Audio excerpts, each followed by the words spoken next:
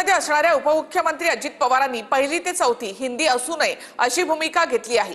यानंतर दादरच्या छत्रपती शिवाजी महाराज पार्क जवळ मनसेच्या बॅनरवर थेट अजित पवार यांचा फोटो झळकला। पाहूयात। मनसेच्या बॅनरवर अजित पवारांचे फोटो। 5वी पासून हिंदी भाषा असावी अजित पवारांची भूमिका। हिंदीच्या मुद्द्यावरून मनसेचा मोर्चा निघतोय। याच पार्श्वभूमीवर लागलेल्या बॅनरवर अजित पवारांचा फोटो पाहायला मिळालाय।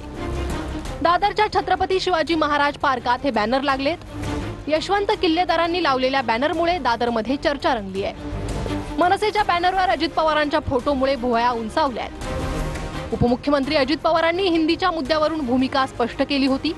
काल मुख्यमंत्र्यांनी मीटिंग घेतली। मला असं वाटतं की पहिली, दुसरी, तिसरी, चौथी मध्ये हिंदी असू नये, 5वी पासून हिंदी असावं, पहिली पासून मराठीच त्यांना शिकवावं, मराठी लिहिता वाचता त्यांना यावं।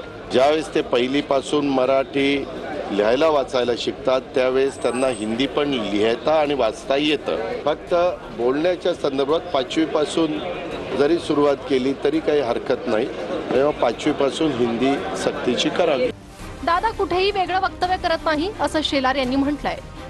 मराठी विरोधात जाईल असा निर्णय महायुती घेणार नाही असं परांजपेंनी म्हटलंय।